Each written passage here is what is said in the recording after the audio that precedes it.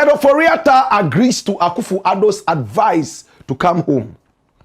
Now, it's not a secret now that the all-white wearing, Bible-quoting Ofori Atta is in the grips of the law in America. Ofori Atta was finance minister for the Republic of Ghana for at least 7 solid years. Ofori Atta is a man who the Ghanaian authorities refer to as a fugitive, somebody running from justice. We have had people picket right at the American embassy for 2 days running now. Arise Ghana. And the message is clear. Ofori Atta must come home. Ofori Atta was sick 2 times in his tenure of office. The first time, my brother, my sister, he was flown all the way outside this country when he suffered from COVID. And on arrival in America and England, where he was seeking medical attention, he asked Ghanaians to pray for him. And God listened to the prayers of Ghanaians. He returned home. And then his own uncle, his own cousin, got angry with him. They wanted him out. Ken must go. Now, the economy started going truly bad, terribly bad. His first tenure of office wasn't too bad, but the second tenure was so abysmal. It was disastrous. And everybody wanted Ken out. Nana Addo Dankwa Akuffo Addo wanted him out as well. Gabi Asari Ochridako, a cousin of the president, also spoke to Ofori Atta and told him, Ken, in fact, you are not feeling too well now. Please exit so that another person will take over. Ken got angry with this guy and stopped talking to him for over 1 year. Ken was angry with Nana Akuffo Addo as well for even listening to that kind of conversation that he, Ofori Atta, must exit. He drove straight to Nana Addo Dankwa Akuffo Addo's house and he told him, I hear you are telling people that you want me to hand over the finance ministry to another man. I will need you to remember what we did when we came into power. Remember, Setepe was going round saying that he was wondering how your government was even going to be able to pay salaries. It took me, Ofori Atta, to rally round, talk to my friends on the Wall Street to be able to get money. Remember when we needed money in order to deal with the banks and the banking system. I was the one who rallied round and you were even surprised. If anything at all, if you want me to exit, not this disgracefully. And Nana Addo asked him, but this is not disgraceful. You have played your role so well. You have done very well. But at this point, it looks like every Ghanaian is saying the economy has taken a downward trend. Please, I think it is just good advice that you exit while the applause is the loudest. Ken took offense and said, not this way. You must stand by me. When everybody says sack him, you must stand by me. And when everywhere goes calm, then I can decide to move on. That will be honorable, rather than sacking me in the middle of all this noise. Nana Addo Dankwa Akuffo Addo listened to him. But this was what broke the camel's back. Come here! Now hear this. Now Ofori Atta, my brother, my sister, was in trouble. What kind of trouble was it? The MPs at the time, the NPP MPs, all gathered and they were singing one chorus: Ken must go. Ken must go. And it looked like the president had no choice but to do the bidding of the MPs who were threatening that if Ken did not go, they would not do government business. Nana Addo had to beg them and tell them to at least allow Ken to read the budget and do a few other things before exiting. It was all to buy time for Ken himself to save his face before going away. And it happened. Ken was promoted. Many Ghanaians were not happy. So when Ken finally left office, a couple of days before the new government was sworn in, we were told, he knew that he was not coming back. One, he was angry with the President of the Republic for daring to suggest to him that he should vacate his post for another man to take. And two, his own cousin, Gabi Asari also seemed to put family ties away and stand with the institution, the nation, and ask Ken to honorably take a back burner. Ken wasn't happy, so he left. When he left, it didn't take long before people started clamoring, asking for Ken to return home. The OSP wanted him to come home to face justice. The OSP was still talking with the lawyers, and all of a sudden, he was declared a fugitive to the chagrin of the lawyers of Ken Ofori. And Ken said, you see what they are doing to me. They are talking to my lawyers. They know where I am. They know I am sick. But they have still put me in the list of fugitives. They want to disgrace me. I won't come home. Come here and dash it away. Now, my brother, my sister, Ken Ofori made up his mind that he was not coming home. One, he was angry with Nana Akuffo for daring to even think of replacing him, reshuffling. He was angry with Gabi Asari for daring to come to him and ask him to exit so another man would take over. So when he left, he cut all ties with these two very important people in our politics, and he decided to live in America. The rest is history. When we wanted him to come home, finally, the Attorney General and Minister of Justice and all the institutions necessary in this case had to come together and force Ken to return home. And when Nana Addo Dankwa Akuffo realized that it was so heated, everyone was pointing fingers at his government and also at Ken Ofori, he decided to fly to the United States of America to meet with Ken Ofori. Come here! And when he arrived, he went straight to Ken and he told him, my brother, the way Ghanaians are speaking ill about you is not good, and I know you are innocent. Come home so that you can face justice. Come home, defend yourself, because we know that you are without blame. Please come home. Nana Addo used this as an opportunity to patch up with his own cousin. And what happened?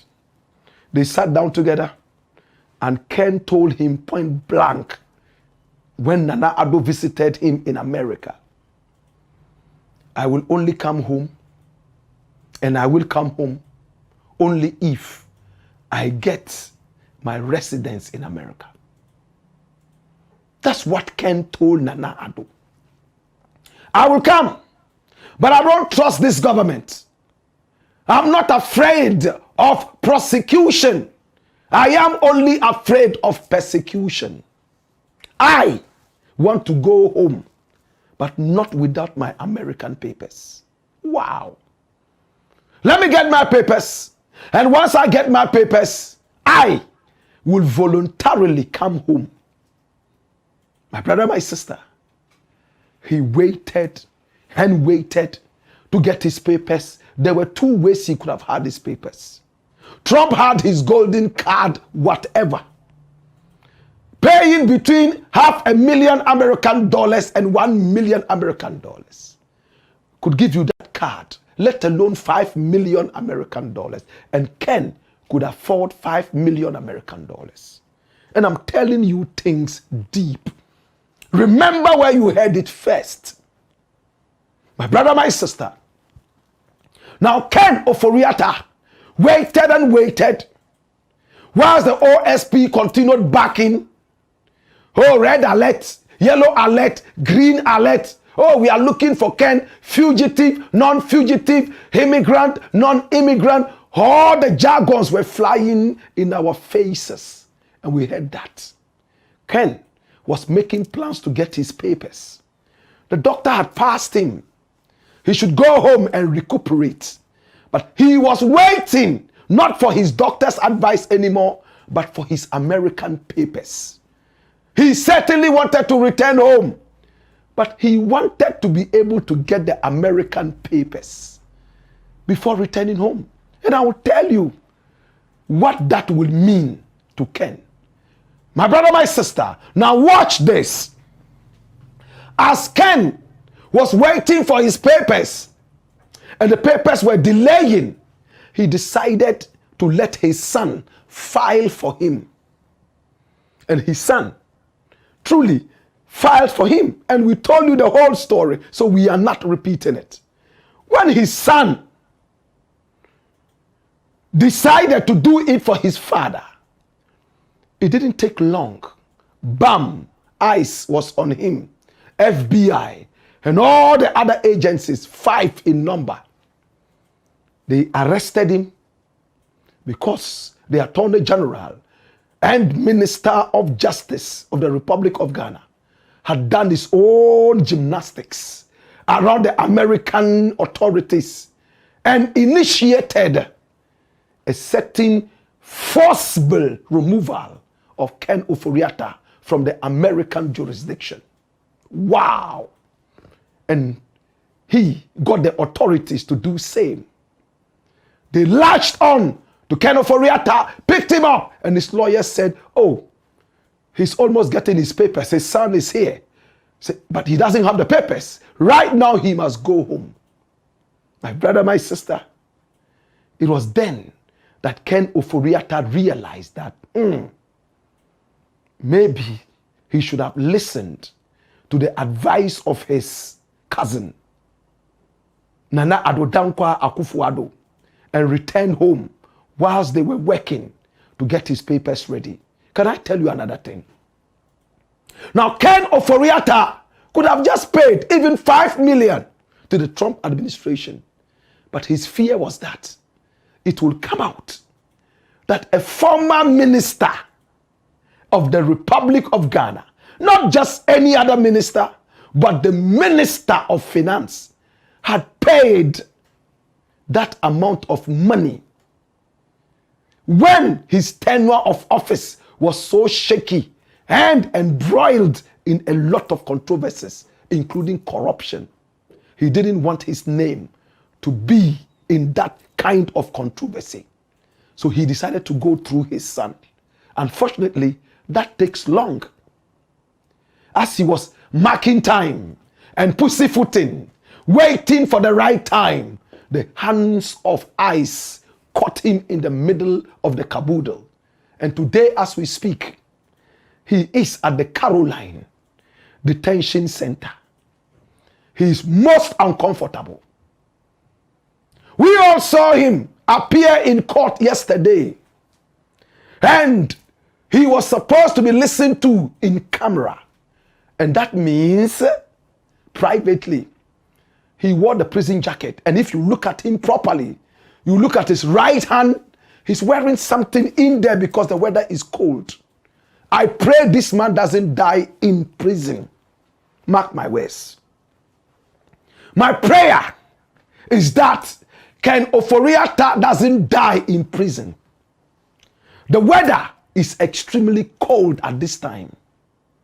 This guy is not in the comfort of his mansion where he could just jump into any sauna and warm up his body. He is in a detention center. And he has confided in his lawyers that he's most uncomfortable. In fact, and when you look at him, he has aged more than 20 times his age. This is Ken Ofori Atta. Wearing his prison garments, he never thought that he would do this. My brother, he prefers wearing the American prison stroke detention garments to wearing the Ghana prison garments. He is in America. Now, what happened yesterday? Come here! Ken Ofori Atta, overly aging and looking very sickly and confused, with all the money dancing in his accounts. My brother, my sister, does not want to come to Ghana. His lawyers met with the authorities. And what was it about yesterday? They only wanted him to be taken out of the detention center so that at least he could go home on bail. They call it the bond. So that once he gets home, they will continue listening to his case, whether he should go home or stay. But the American authorities, I'm going to tell you something interesting. And remember where you heard it first. Ken Ofori Atta has demonstrated very bad faith. He was told to leave from July, that he must leave by the end of November. But he refused, stood against American law and advice, and stayed in the country. Despite the American authorities telling him to leave the country, he had options. He could have gone to Canada, he could have gone to England, but his lawyers made him believe that he could stay, fight his case, and also get the required papers and stay in America because his son is in America. This was what he wanted to hear. The lawyers had spoken to him severally to go back to Ghana, and they would make sure that he had a clean passage into the country and everything would be okay. But he didn't want to hear that. And he stayed in America and demonstrated enough bad faith to the American system. Do you think the American system would say, okay, we will still give you that bond that you want, what we call a bail? My brother, my sister, go home whilst we listen to your case. And remember, what they are listening to is not about him coming home or staying in America. It's about him leaving the detention center because he's so uncomfortable. He can't eat steaks, chichinga. He can't eat pizza in there. He can't drink warm Argentine milk. No. He is very uncomfortable. So the lawyers want to get him out whilst he waits for the authorities to decide whether he would go home or stay there. Now, my brother, my sister, he would go back in February and they will listen to the case and finally tell him whether they will allow him to leave the detention center or not. He's been there for less than 1 month. He's going to wait for another 1 month. If less than 1 month has had a toll on him like this, then you can imagine what would happen to him after another 1 month in that same detention camp. Very terrible. Can I tell you more? His real case is going to be listened to in April, towards the end. That is when the authorities will now decide whether he goes home or stays in America. April 27. And that's the news card, the court card. It says Ken Ofori Atta to reappear in U.S. court on April 27, 2026. This is January, February, March, April. If they don't succeed in getting him out of the detention center, to go home and wait till April 27 for his case to be heard, Ken Ofori Atta will continue to be in that detention camp like a common criminal for all these months. He's going to forfeit his comfort. He won't eat the steaks anymore. He won't drink the warm Argentine milk that is his favorite. He has a special kind of coffee that he drinks. He won't get it in that prison. It is not there. My brother, my sister, and Ken Ofori Atta gets regular massages. In a week, he gets at least 2 massages. He can't get it in prison. Maybe from a gay guy who will comfortably give him that massage for a fee. In fact, the fee would be in kind. This is Ken Ofori Atta. Come here! Now, my brother, my sister, this is where the problem is. Now that Ken is going to reappear on the 27th of April, for the final thing to be decided, he has a very good chance of telling the court that he will self-deport. And even with that, they will give him 3,000 American dollars for free. I hear now they have even increased it, at least for him to buy Brudo on the way to come to Ghana.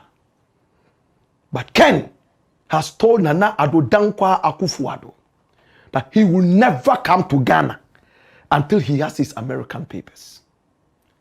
And he didn't go to take advantage of the golden key. Or is it a golden card or golden stone from the Trump administration? He could have just paid for it. But he didn't want controversies. Ken Ofori Atta has paid millions in order to stay in America. He would use his son. And today, our brother, the biggest fugitive in Ghana's history of politics, is here. Is he saying these words to himself? I wish I had listened to my own cousin, Nana Addo Akuffo, who sat in a plane, flew all the way to America to beg his own cousin. Ken, minim say you are not guilty. Brafie, we are a family of lawyers from Se Ofori Atta. Yeah, Nana, there's no way we will sit down and watch you suffer like that. Please, come. But remember, there was already bad blood between him and Ken Ofori and Nana Addo Akuffo, and of course, Gabia Sairochridako. And can I tell you one more thing before I go? The ambassador of Ghana to America, his name is Victor Emmanuel Smith. He's a very good friend of Ken Ofori Atta. He's a good friend of Gabia Sairochridako. He's a good friend of Nana Addo Akuffo. He's from Ebuakwa. Achim. They are friends. Remember where you are hearing this first. My brother, when he decided to go officially to visit Ken Ofori Atta, he turned that down. That is not news, is it? It's been told several times. But what you don't know is this thing that I'm telling you. He decided that, okay, now I am not going in the capacity of the Ghana embassy. I'm coming to you as an Achim brother. I'm from Ebuakwa, just like you. Mi baba srao, uye minua. So who we are being? Remember, me here, wow. And Victor Emmanuel Smith folded his hands in front of him. The Demrifim shook his head. I said, well, there's not much I can do. One thing is clear. The Americans, and I'm telling you this in prediction, you can call it a prophecy. If you are not religious or spiritual, call it a prediction. Ken will not be given that bail bond. Two important reasons. One, he breached the American system, the American immigration law intentionally. For us Ghanaians, he can tell us he's sick. But he can't say that to the Americans because the doctors will prove to you that no, you have been cleared. So he's not even talking about sickness now. They gave him the opportunity to self-deport quietly. By the end of November last year, he decided not to do it. He believed in horses and chariots rather than the biblical God that he told us he believed in. That's one reason. Now, the second reason is this. In fact, Ghana and America have a very good relationship. There are some people here who have to be sent to America. Do you remember the Abu Trika case? Do you remember when the Attorney General said, oh, the other two, they can go? And the judge who sat in for the substantive judge said, hey,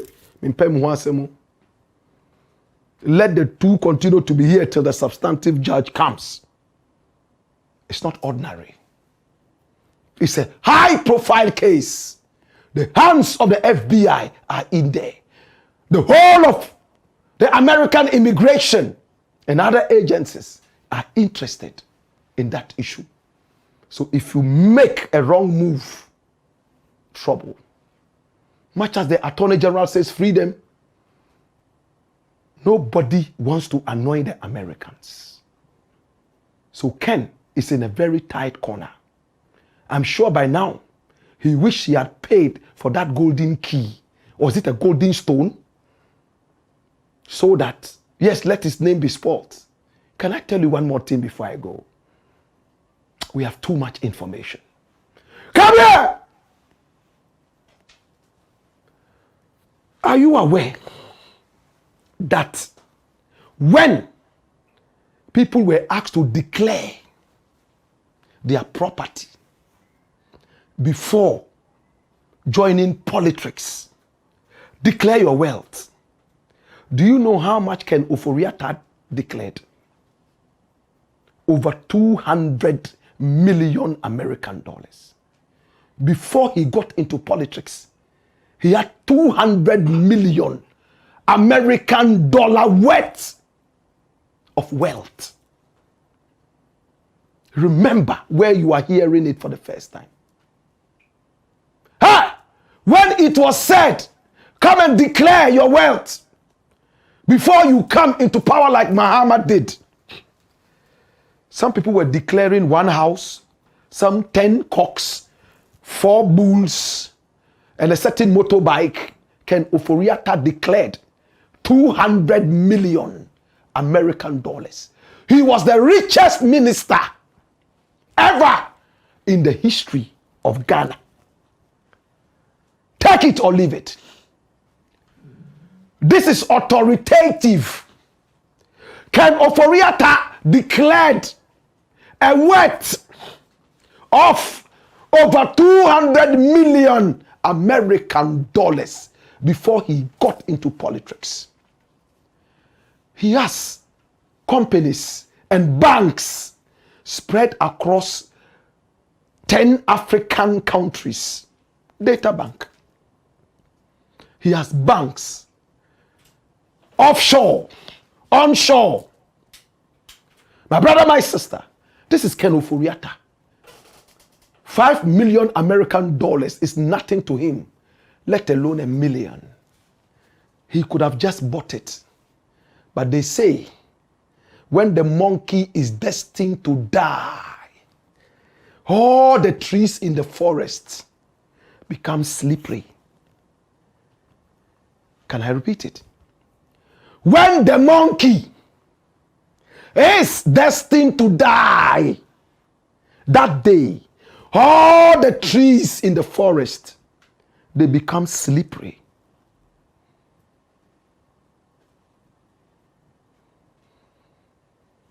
Healer, heal thyself. Akuffo tried to bring him home. Gabi tried to bring him home. They even begged. Bruh. He said, I won't come till I have my American papers.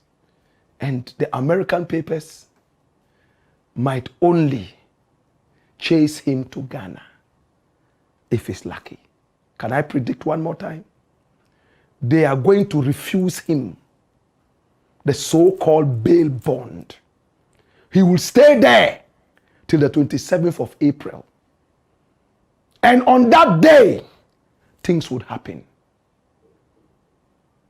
Ghanaians shall jubilate. Is the Blakk Pot, aka Kukushonemo. And here we speak truth to power.